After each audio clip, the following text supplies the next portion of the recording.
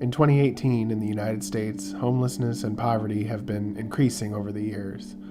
Wages remain low or flat for most people. Cost of living is increasing. Rents are skyrocketing, as well as property values due to a speculative market on real estate and land. At the same time, federal funding for public nonprofit housing development is weak. This has all added up to what we see in the country today with the lack of affordable housing.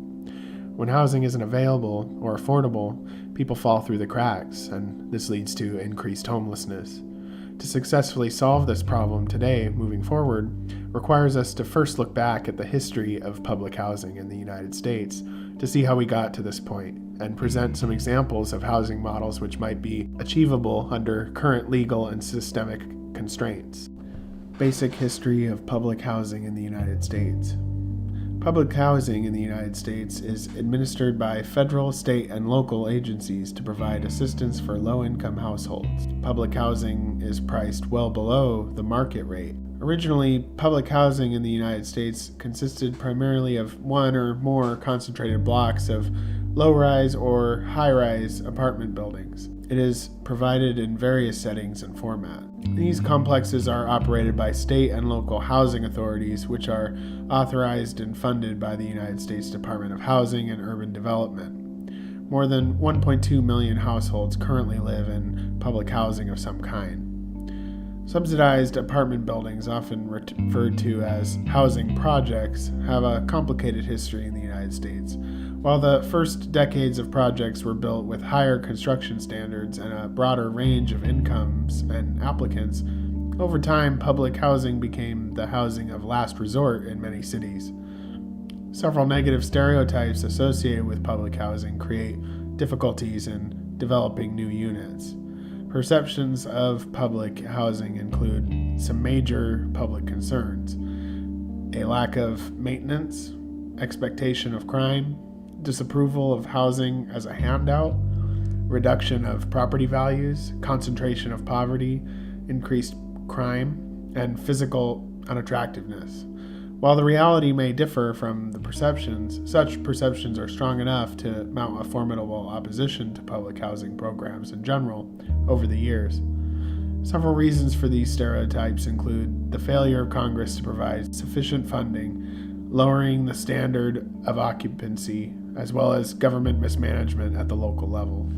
Public Works Administration Housing Division, 1930s. Permanent, federally funded housing came into being in the United States as part of President Franklin D. Roosevelt's New Deal.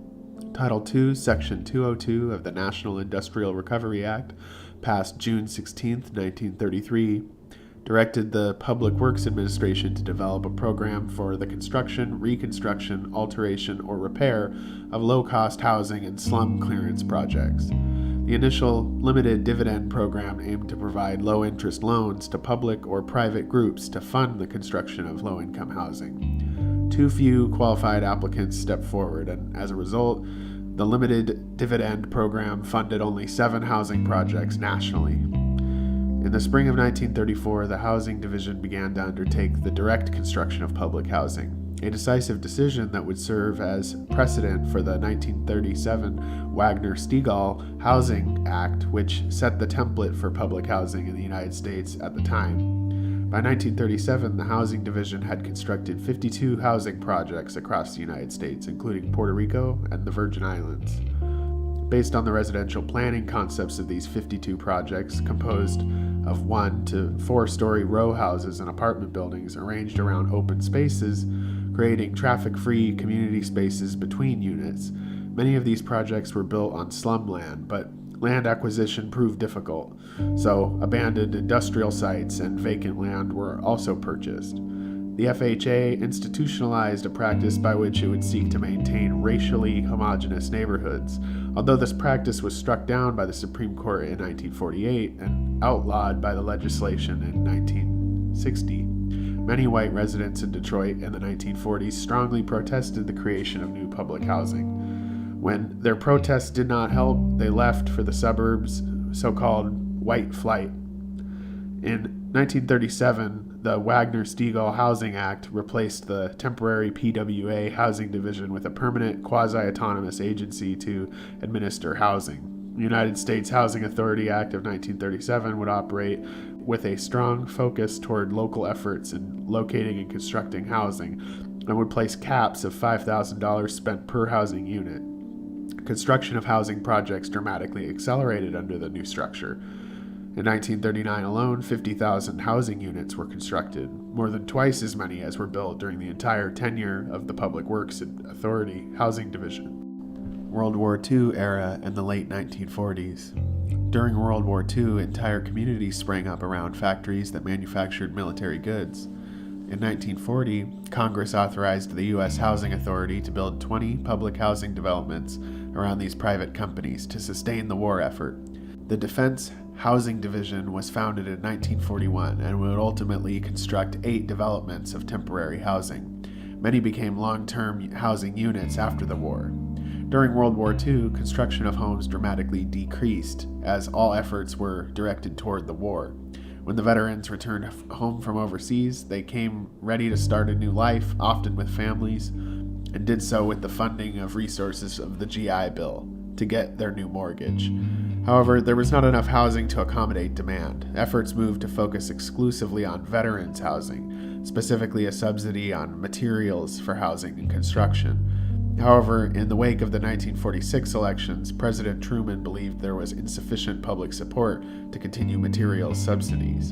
The Veterans Emergency Housing Program ended on January 1947 by an executive order from President Truman. With the passage of the Housing Act in 1949, the role of the federal government, both in public and private housing, dramatically increased. Unhappiness with urban renewal policies came quick after the passage of the bill. Urban renewal had become, for many cities, a way to eliminate blight, but not a solid vehicle for constructing new housing. For example, in the 10 years after the bill was passed, 425,000 units of housing were demolished, but only 125,000 units were constructed. Public housing in the 1960s. No major legislation changed the basic mechanisms of public housing until the Housing and Urban Development Act of 1965. This act created the Department of Housing and Urban Development, or HUD, a cabinet-level agency to address housing. The act also introduced rent subsidies for the first time, shifting a trend toward privately constructed low-income housing. With this legislation, the Federal Housing Authority would insure mortgages for nonprofits, which would then construct homes for low-income families. HUD could then provide subsidies to bridge the gap between the cost of these units and a set percentage of a household's income. In response to many of the emerging concerns regarding new public housing developments, the Housing Act of 1968 attempted to shift the style of housing developments. The act banned the construction of high-rise developments for families with children. Rising rates of vandalism and vacancy and concerns about the concentration of poverty, these developments were declared unsuitable for families. Section 235 of the Housing Act of 1968 encouraged quote-unquote white flight from the inner city by selling suburban properties to whites and inner city properties to blacks, thus creating neighborhoods that were racially isolated from one another. Public housing units were often built in predominantly poor and black areas, reinforcing racial and economic differences and stereotypes between neighborhoods.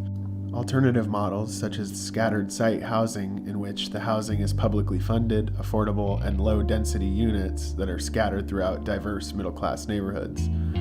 The class action case that led to the popularization of scattered site model was Goutreau versus Chicago Housing Authority in 1969. The lawsuit was resolved with a verdict mandating that the Chicago Housing Authority redistribute public housing into areas less than 30% black for every one unit built in areas that were more than 30% black.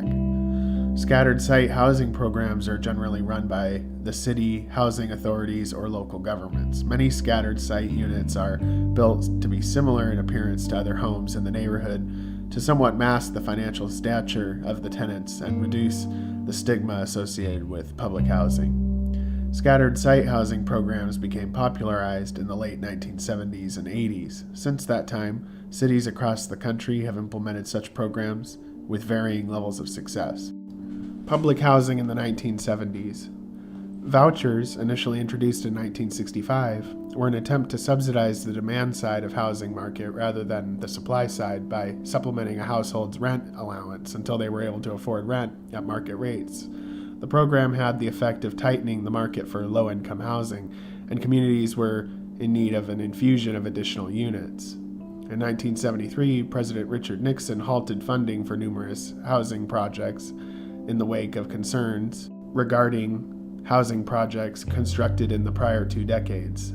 The ban was lifted in the summer of 1974 as Nixon faced impeachment in the wake of the Watergate scandal. The Housing and Community Development Act of 1974 created the Section 8 housing program to encourage the private sector to construct affordable homes. This kind of housing assistance assists poor tenants by giving them a monthly subsidy to their landlords.